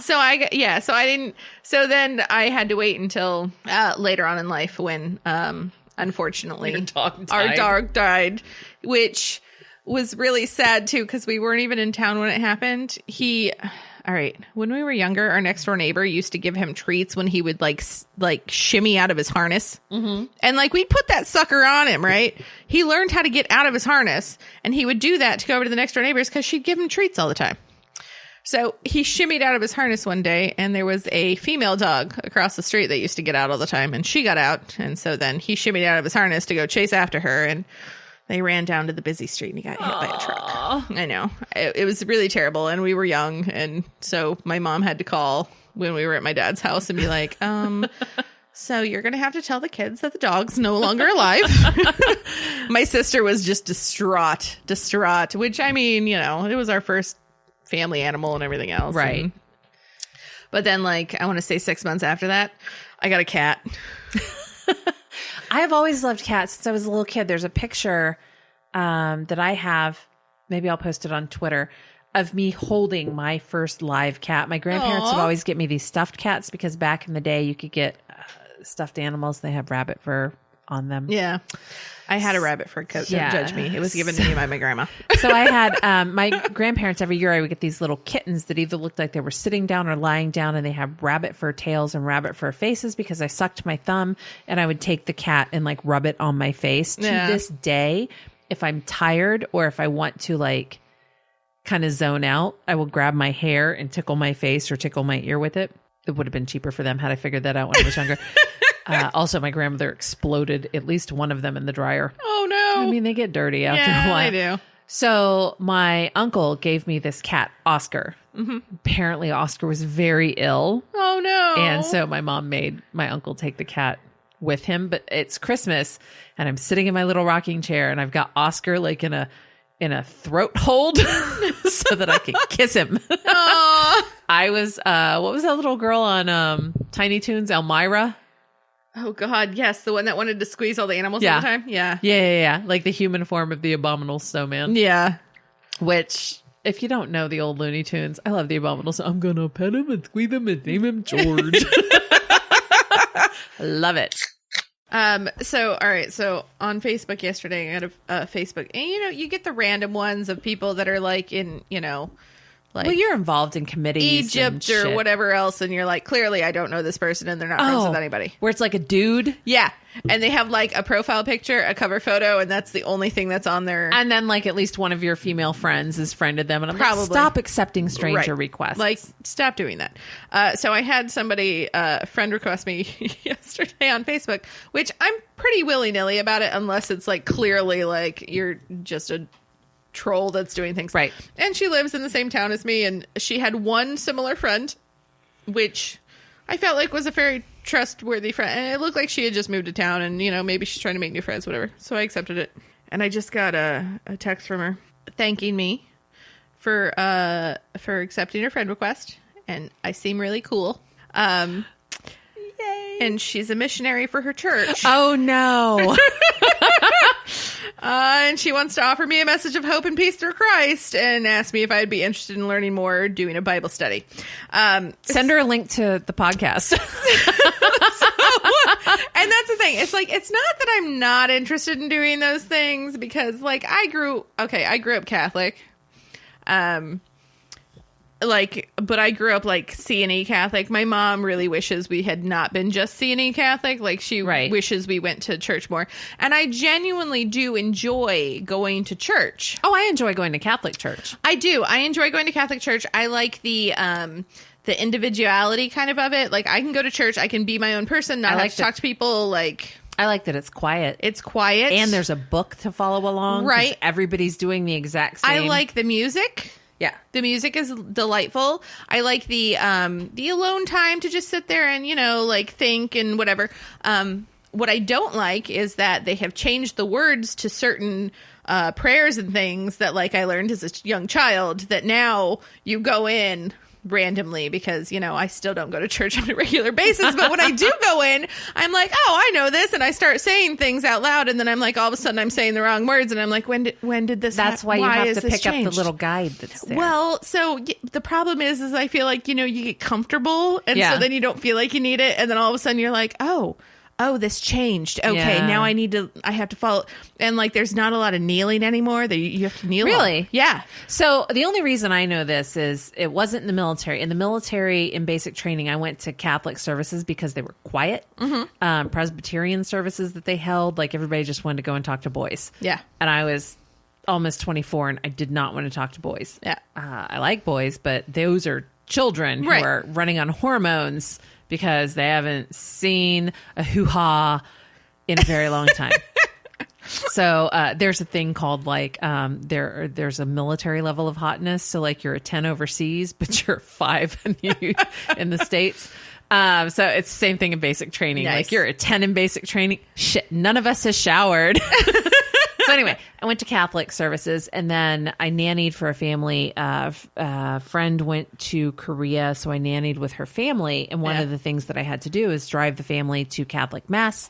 I also drove the kids to the same Catholic school every day, but I had to take them to Catholic Mass on Saturday, score 1 for Catholicism because I like a Saturday afternoon service. Get your Jesus in at 5:00 and then you're done. Ours was at 4 p.m. on Saturday. It was fabulous. Yeah. So, but here in Ohio, and I'm sure other places, like starting around 5:00, it starts to get dark at some point. Yeah. She couldn't drive at night. It was just easier for me to do, but I would go in with them because it's either that or sit in the car, and the internet and cell phones weren't what they were. And I didn't want to sit there and just play Snake and Tetris for 3 hours. So I would go in with them. And I enjoyed it. It was delightful, but there were parts that I didn't partake in because I'm not Catholic. And then you stand out like a goddamn sore thumb because I'm like, what are you guys doing? Oh yeah, And when they're everybody goes up for communion, you're the only person in the aisle that doesn't there was move. kneeling that was happening. And the kneeling thing, And somebody had told me one point in time, this is probably just a stereotype, but we're Baptist, and most of the Christian non-Catholic faiths somebody said, do you notice that everybody bows their head, but in Catholicism, you don't? Like, I think you look upward or, whatever. Oh, I always bowed my head. I thought so. But when I was here, I was looking around because it's not my religion. I can do what I want. And everybody was there, but like they had their hands in front of them and their like chins on their hands or like in that position. Yeah. And I was like, this is very odd, but I liked it. Sorry, I jumped in on your story, but you're right. Catholicism it's enjoyable. I like it. And I also like it because I feel like, and this is going to sound weird, so nobody jump down my throat right away. I'm not a huge fan of religion. Oh, I get you. But I like the spirituality and the faith that comes with it. The ritual. I like the ritual, and I like I think faith sometimes gives people something bigger to think of and to believe in, and I think that helps some people through life. And so I don't necessarily agree with a lot of the things that come along with religion as far as the status quo and the rules and regulations and all that kind of stuff. Right. But the actual spirituality and the faith, the judgment's definitely one I don't agree with. But so the other things I really like, and if I had to pick one, I do like Catholicism, and it's not just because I grew up with it, because I think clearly we've established I'm not that I'm not friendly, but like I'm also not one of those people that wants to just go talk to strangers. Oh, you mean like when they're like, peace be unto you, and I'm like, we have to touch people? Right. But in Catholicism, that is like a 30-second like peace, peace, peace. You like, shake hand, shake hand, shake hand, shake hand, just like and north, you're done. south, east, west. Pretty but much. No, they're reaching over top of each other. Okay, they do that. It depends on the church. So my stepmother is Episcopalian, was Episcopalian. She's no longer my stepmother. But She's still Episcopalian. She's no still longer your Episcopalian. stepmother. No longer my stepmother. But so She got divorced, lost her religion. Fuck it all. so like, when I was with Mom, we'd go to Catholic church, and there's like structure, and I think I did like some of the structure. So like the religion thing, like There's no holy rolling. right. Yeah. But then we would go, we'd go to Dad's house, and we go to stepmom's church, and it's Episcopalian. And my God, the giving peace to people thing would last like 10, 15 minutes, because people would walk to different aisles and like give hugs and like chit chat and small talk. And then when church was over, we had to go to another building where we would have cookies and things, which as a kid you would think would be good. But I've already been in church for an hour and had to talk to people and make small talk. And now you're asking me to go have cookies and cake and have small talk for another 45 minutes before I get to go home on a Sunday. Like, why do I have to socialize with people? Yeah. And I hated it. Like, I hated it. Yeah, I mean, I think that you can have a connection with whatever you want to have a connection with. I think that's perfectly fine. My biggest thing, my grandmother hated it, is that I also did not believe in religion. There were things that would happen. There was hypocrisy that I would see as a small child that I would see. I wasn't invited back to Sunday school. So I spent every other weekend with my grandparents. They wanted me. My parents didn't dump me. They wanted me. I was the first grandchild. Oh yeah. Ha! Suck it. No, I'm just kidding. My cousins might listen to this. She loved you all too. You just weren't in the same state. So I spent every other weekend with them. I was the only grandchild for 5 years, and I would have to go to church with them. Well, there came a certain point where you are of the age that you don't have to go to the adult services because you're old enough to go to the whatever it is, The Bible study thing. Yeah. I forget what they call it. Sunday school. You can go to Sunday school. Yeah. But if you bring up dinosaurs too fucking often at Sunday school, you're just not welcome anymore. When you're like, I have a question. I mean, I had Sesame Street. I had TV. I knew that dinosaurs existed, and you're telling me that like 2,000. I'm very confused. Like, Right. I thought the earth was 1 million years old. No, it wasn't. And I'm like, so you're telling me that there's no possibility that on the first day he created some shit, but the first day is actually not the first day. It's actually like 2,000 years. Like they say first day. Right. And then it got even worse when I got older and I was like, wait, you mean to tell me that like a bunch of men got together and wrote a bunch of stories and then we're like, here you go. And then follow them. And in my opinion, they were only written to enslave people, oppress women and children. Right. Well, and the crazy part to me is that there were other chapters and stories that people submitted to be in there that got denied. Right. And I'm like, where's that book? I want to read that book. Yeah. And then my partner is the Jewish faith. And we joke, we don't joke about the faith, but we joke to each other. My grandmother would have been like, I will get him a Bible. And I'm like, he already has a Bible. And my partner always says, we had a Bible and then you had to add whatever it was you wanted. It was like, because the Old Testament wasn't good enough for you. But growing up around that, it was the church that they took me to it still exists. Yeah. I'm going to assume the same preacher isn't there. He should be dead by now or in a home. Yeah. But it was very not pro-female. Okay. So as the preacher was giving his service, the only people that I would ever hear, I don't know what you call it, like the minister would be going on about something and all the men like randomly would be like, praise Jesus, amen, yes brother, that kind of thing. And everybody called each other brother and sister, but women didn't speak. Oh. Like you didn't hear women like gathering it. Our one mutual friend grew up in the kind of church where like people go into tongues and everything but snake handling.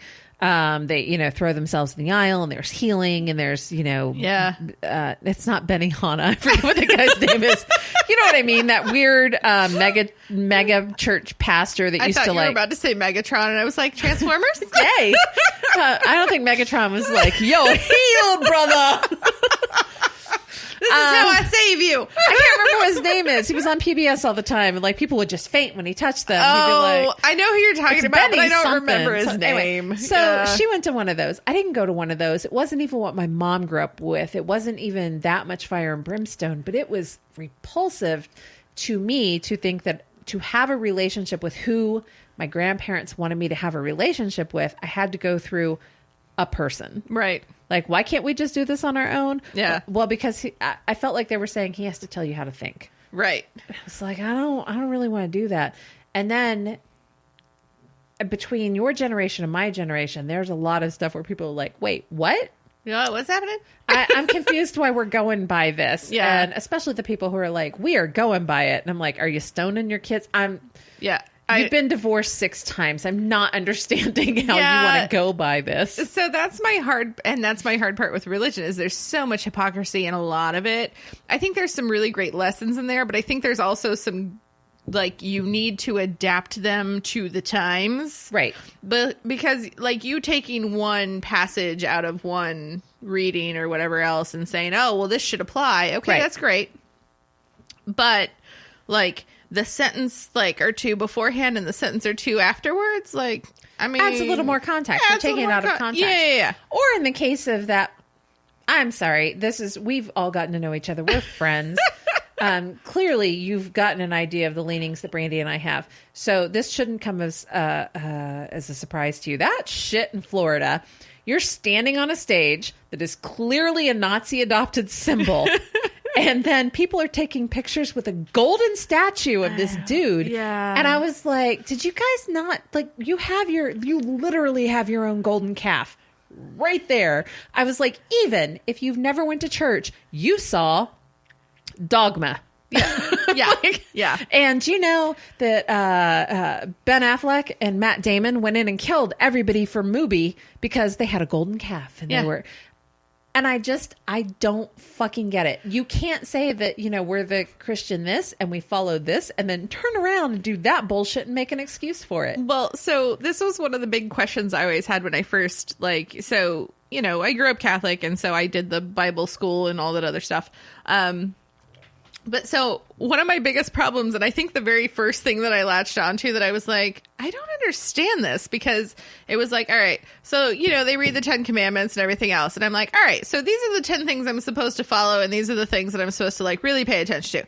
And then the rest of it is just like expansion, right? Right. And then I never learned it, but I was supposed to. The Mary prayer Oh, yeah. where you're supposed to pray to Mary. I'm not.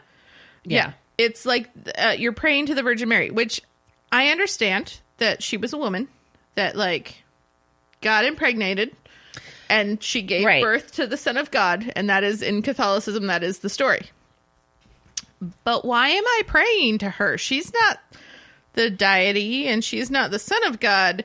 And yes, she was the vessel in which he was brought forth or whatever else. But why am I praying to her? I don't understand Yeah. because you're also you're not supposed to pray or do anything above God or whatever. And it's but you're making me pray to Mary.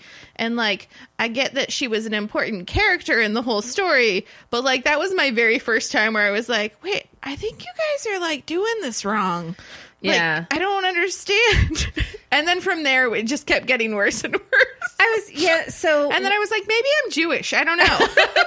No, when I was 5 or 6, my grandparents' church did full immersion baptisms. So I was a. Wait, so does that mean swimming pool? They just dunk you in? So yeah, I mean you go backwards and you Okay. can hold your nose. So there's a big mural that's supposed to look like it's a river scene. Okay. Because I'm assuming the River Jordan. People are going to be so offended that we do not believe in religion, but we don't know jack shit about it. I mean, I went through all the classes. I just So it had this river scene on it. I'm assuming the river, wherever the hell people first started getting baptized. I'm assuming that's what it was alluding to. And then there was this pool. yeah. And you would stand in it, and then they would put they're holding your I'm trying to go again, this is a 5-year-old's memory, so this is what I saw as a 5-year-old. They have their hand on the back of your head, the minister is saying shit, and then you've got your hands crossed over your chest, and you just kind of trust fall back into the water. Yeah. 1 or 2 times. I don't remember what it was. So I went to swimming classes at the YMCA and it traumatized me for water. So that was not fucking happening. Why can't you just dribble it on my head and we call it a day? Oh, I got dribbled. Yeah, Catholicism. Yeah. You just get... I leaned over a little sink looking thing that was gold and they just dribbled shit on my forehead. You get some holy water pee. So I did not understand. I was terrified of it. My grandmother, till the day she passed away, was horrified. Not horrified. She was very worried for my immortal soul. Oh. Because That's tragic. She would tell me, not once or twice. Yeah. Often, she would tell me that you might die in a car crash and you were not saved. But Grandma, when I went to Sunday school, they said that as long as you accept Jesus Christ into your heart as your Savior, you're saved. Yeah, but you need to be baptized. And I was like, I don't think so. And then we would get into discussions about all the babies. Yeah. And she was like, well, I mean, babies don't get to go. I was like, this seems wrong. That does seem wrong. And one of my questions that I have for my grandmother, God, I'm going to tell my mom not to listen to this. One of the questions I had for my grandmother one time was, you mean to tell me that some indigenous tribe someplace in the Amazon is going to hell, in your opinion, going to hell because they don't know Jesus Christ? Yes. And I was like, then I don't think either of those things exist. Yeah. Welcome to the atheist political version. I'm not atheist. I have a belief system. I think you have to hold on to something. Well, and like I said, I think that faith is a great thing to have. And I think it's a really important thing to have because I think it helps you through life. Because, but I don't think we're right. But I don't know. I think that I don't think we're wrong, but I don't think we're right. I think there are a myriad of different religions and things like that throughout the world. And I think all of them may have a little something right and all of them have a lot wrong. And so, there's somewhere in the middle that everybody kind of ends up. And that's why I'm always kind of like, I appreciate church because I think it gives a place for people to go and like have that experience.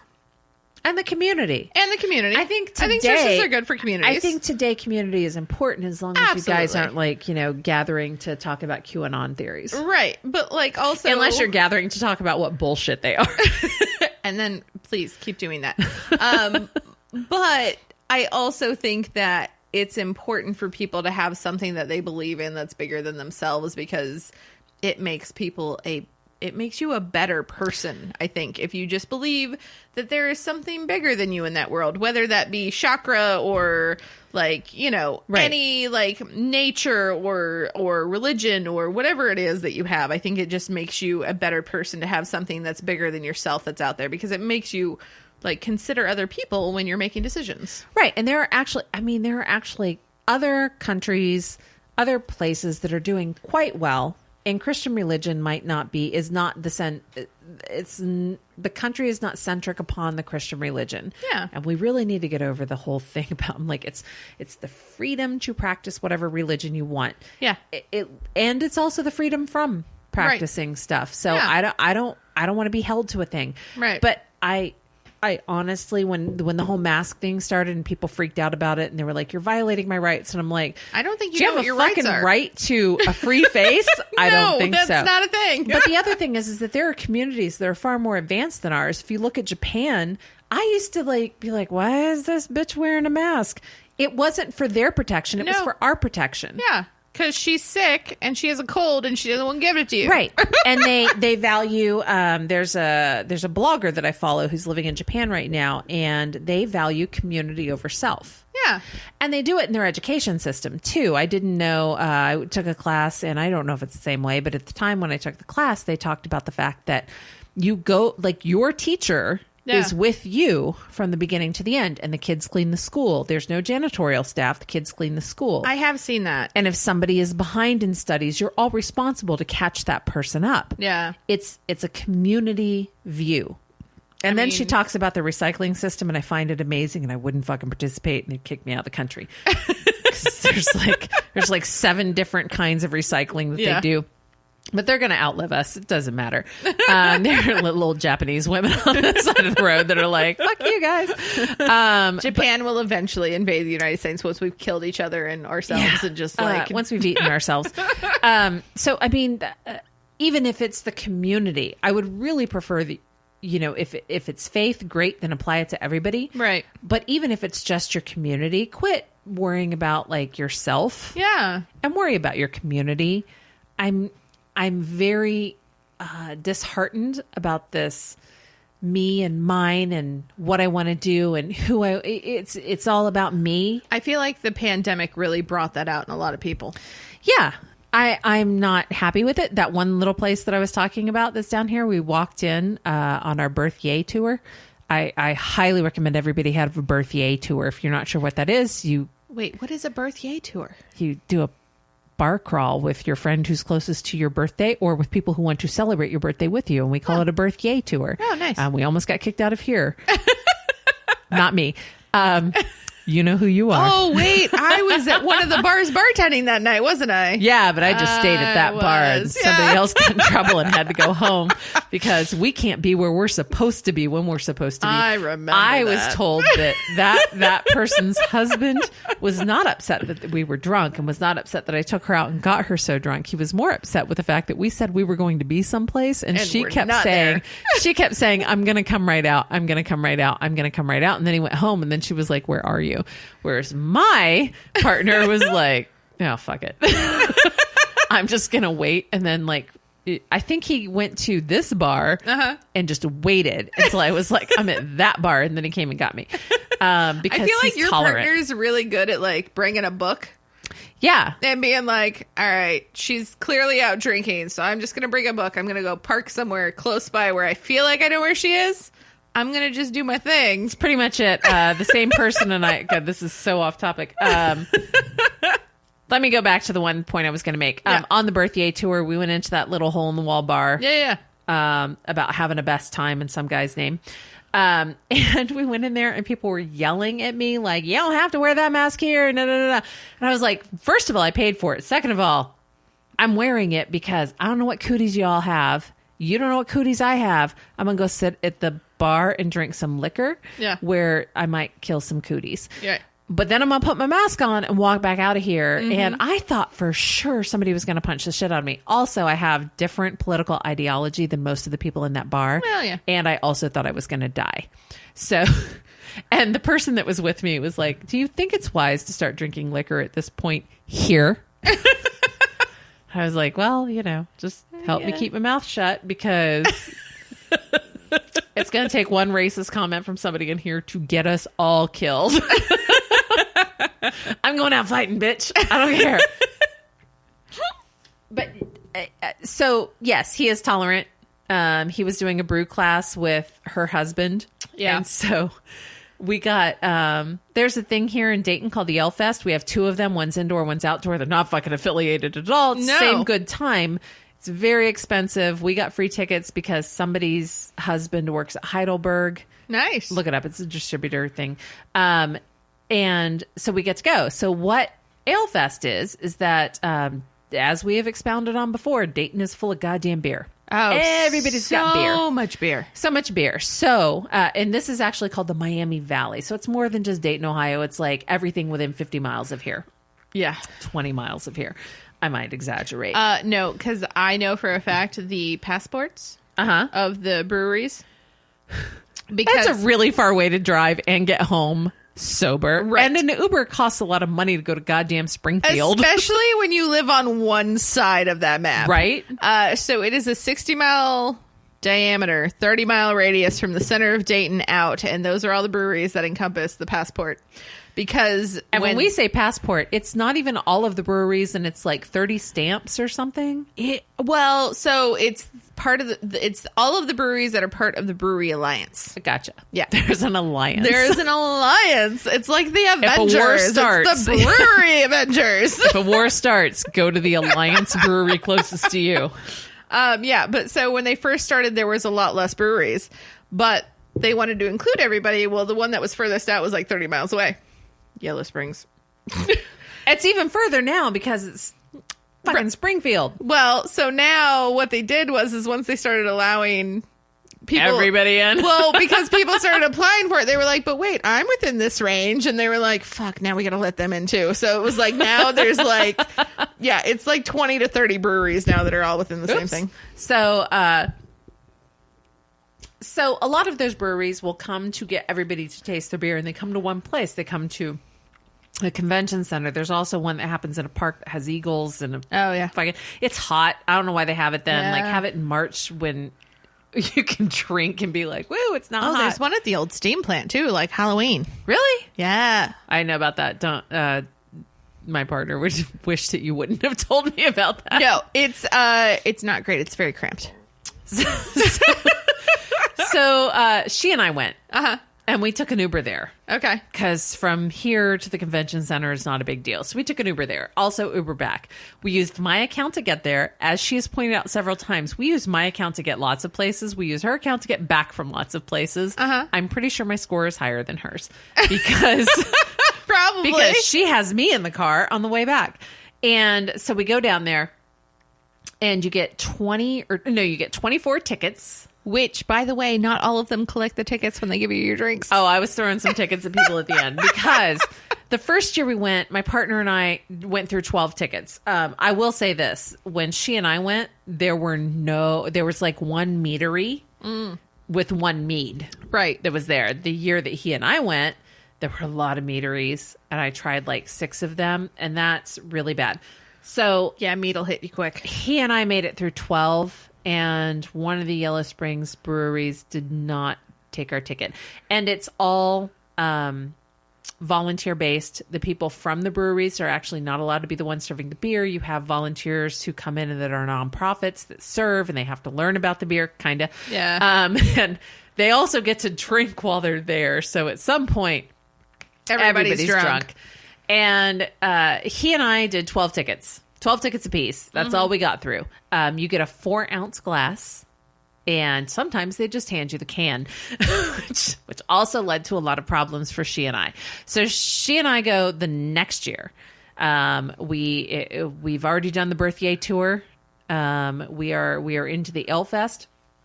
Not the 2020 Berthier tour, but the 2019 Berthier tour.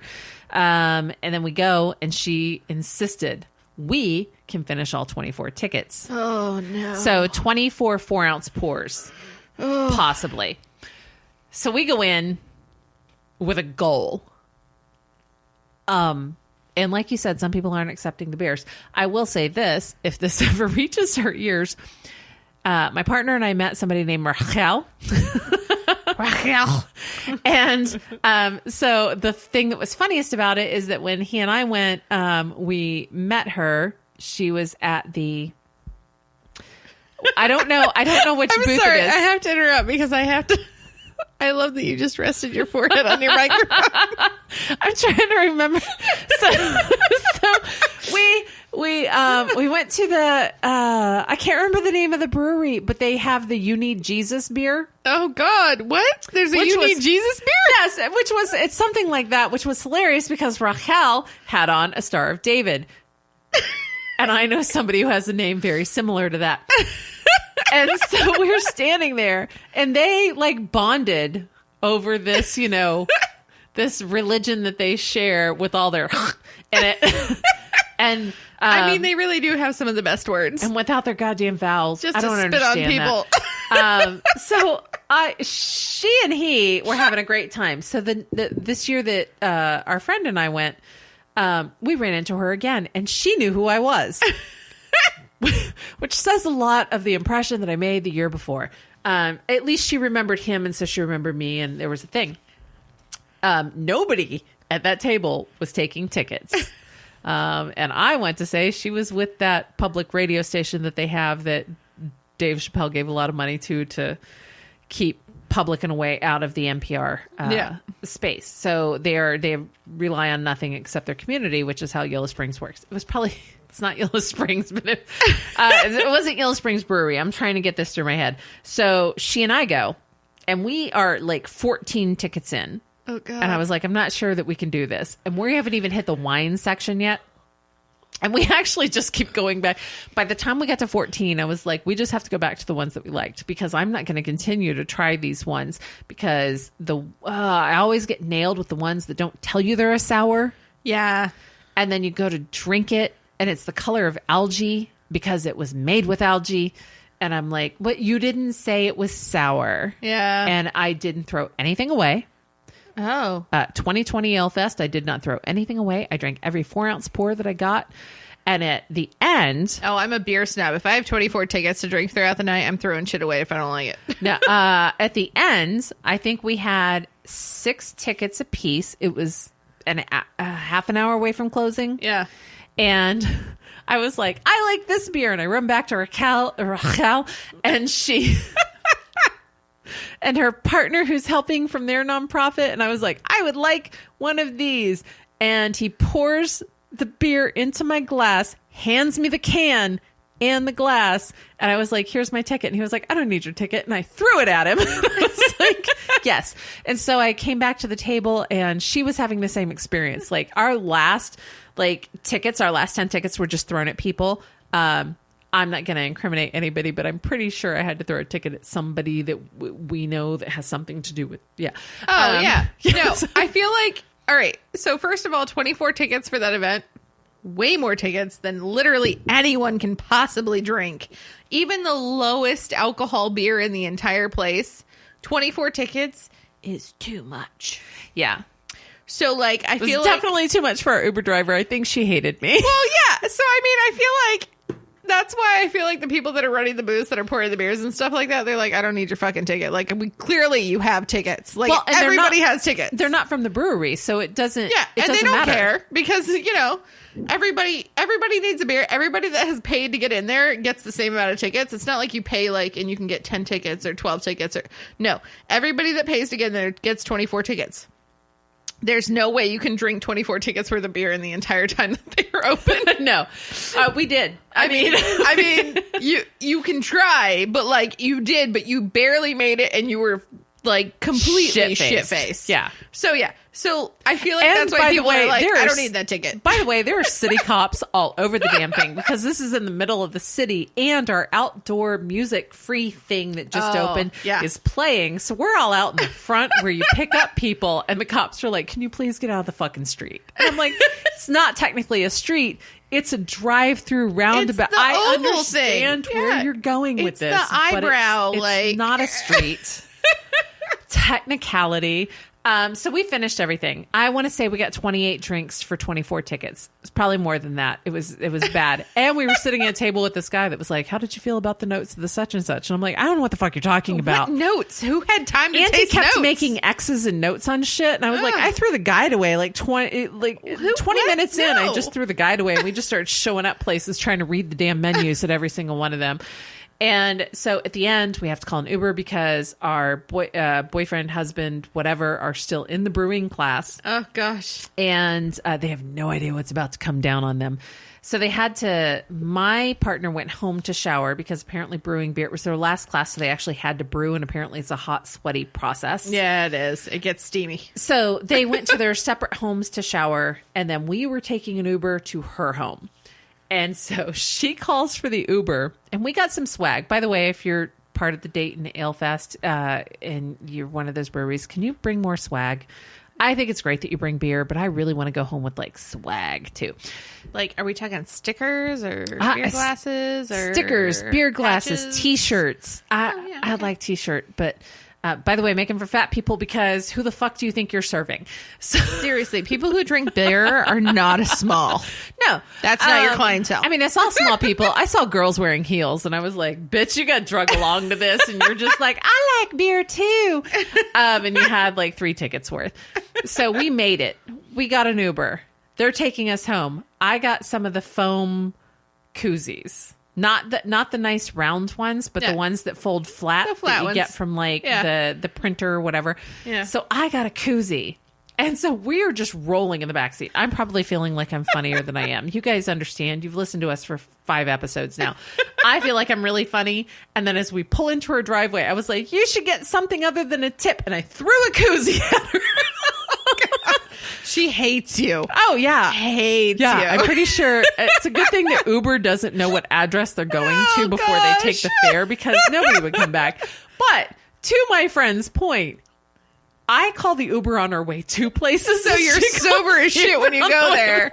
And she gets all the bad reviews of these drunk asses got in my car. Yeah, so And threw lucky for koozies her, at me. she's like, I don't have a rating. Well, I took Uber a lot when I was working, so I had a rating. She was like, I don't have a rating yet. I'm like, I think you have to take so many trips before they give you a rating. Yeah. But your rating's going to suck when it shows up. You're like a 3.7. She's like, what are you? I'm like 4.7 because I think I slammed a door one time or didn't tip somebody. And technically, Uber's not supposed to get tips, so you can't fucking deny me the star. Yeah. That's always why I liked Uber because you didn't have to tip. But then I realized that apparently that's screwing over people because Uber is horrible to their employees. And I was like, oh, so I need to start tipping now? Yeah, I do. I mean, I haven't taken, I'll be honest, I haven't had an Uber for probably a year and a half, 2 years. Hey, if you're going to do an Uber or Lyft, just hand them cash. Yeah. Oh, yeah, because then they get cash tips. Oh, and DoorDash and Uber Eats. Anybody who's bringing you something or taking you somewhere, just give them cash. It is better. I'm terrible at handling cash. Now, if you're in a bigger city, I know that taxis won't take cash because they have a tendency to get robbed, but I'm not fucking traveling to New York. Except for the week that I was on Long Island for business and I fucking Ubered everywhere because I wasn't goddamn driving. I've never been to New York. I've always wanted to go. I have actually never been to New York City, but I've been by it. Oh. And then I took an Uber to the airport, and part of like the ramps that I needed to go on, that part of it was closed, and there was so much of a traffic backup. I'm like, can you just can you get into the far right lane and just let me out? And just, yeah. And so I drug my suitcase across 2 barriers and down a ramp the wrong way and got yelled at by... I feel like that sounds like something my mom would do. Yeah, I didn't mind it at all. I was sweating my balls off, but it was something for the other people to worry about. Mm-hmm. I think we're at the end of it. Yeah, we need to thank people that... so we posted on Facebook and said the first 10 people that commented on a post, we would read their names on air. So we're going to do that. But I feel like the rest of you need to interact with us a little bit. Give us some comments. Do some things. Talk to us. We like to hear from you. Yeah, we are on Twitter. We are on Instagram. We are on Facebook. I try and post as much as I can. We have email. You can send us an email. I don't know that I'll respond. Please keep your criticism constructive. If you want to give it, feel free to correct us on anything that you want to correct us on. Absolutely. Not sure that it really matters, Jody. So, not to point you out. Not to point you out, but I'm not sure that my accuracy really counts. But do you have our socials where you can find us? I do. So if you want to find us on Instagram or Twitter, you can find us at DBBL_podcast.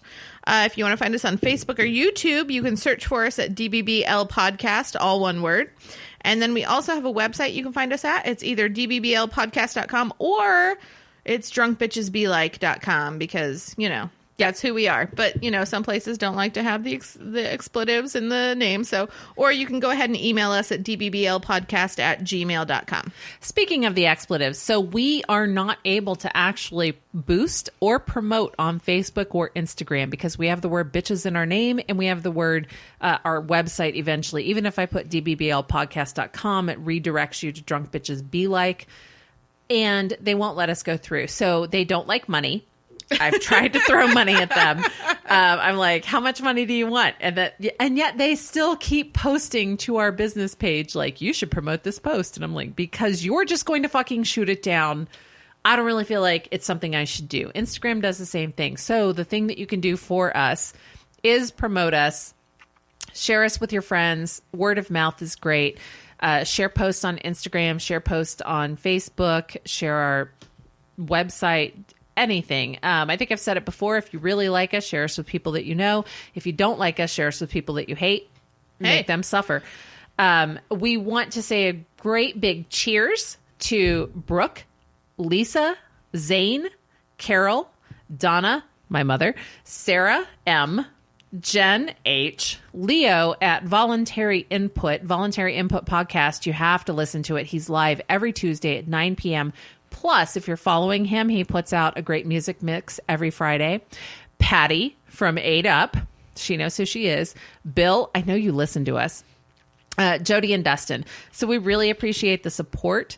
I think last week we'd mentioned Ramon, Seth. There's some other people that are really interacting with us repeatedly, but if you could share us, that would be great. If you are listening to us on any particular podcast app and you can give us a thumbs up or a star, please give us a thumbs up or 5 stars. And if you can't give us 5 stars, let us know what we could do to get 5 stars, as long as it's not changing the word bitches in our name, stopping drinking, and stopping cursing. Because those 3 things are kind of non-negotiable. Yeah, they're part of what the whole fucking podcast is about. They're just part of what we are. I mean, cursing isn't about what the podcast is about, but still it just happens when you start drinking. Right. Sorry, Mom. So we appreciate all of you joining us, and until the next time, cheers. Cheers. Okay, I think we're ready. All right, I'm gonna have to start. I'm gonna have to like. Oh no, not on the laptop.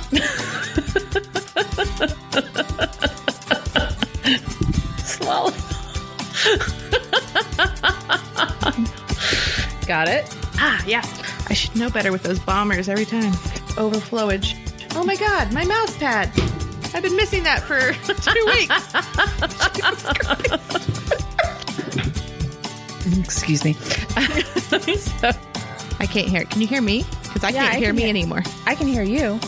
I can't hear me anymore. Can you hear me? Oh, now I can hear you. Okay, now I can hear you? me. Okay. But I still hear a buzzing, do you? Yeah. Yeah, it's just the headphones thing. Okay. Oh, but now I can't hear me again. Check, check. Now I can't. So when it buzzes, I can hear me. But when it doesn't, I can't. Is it haunted up here? No, I can't hear anything. Yes, I will find the technical name of it. Or I'll just look back through my orders. And... Yeah. Yeah, so basically... Sorry. And I'm so sorry, everybody. I had salsa for dinner. I had some vegan paleo chips with it too, but it's mainly salsa that's giving me some issues. I don't care if our microphones aren't powerful enough to pick that up, or they are very directional. Brandy's got her damn phone on. Sorry, I'm babysitting some puppers. Oh.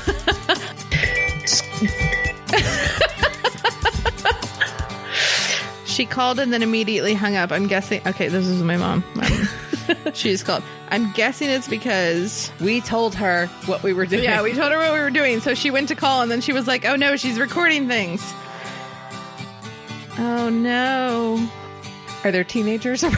No, okay. So, finish Doctor Who and then I have a story. So, Wait, stop. Where's my pen? so You said his name. oh, did I say? Awesome. We were doing something.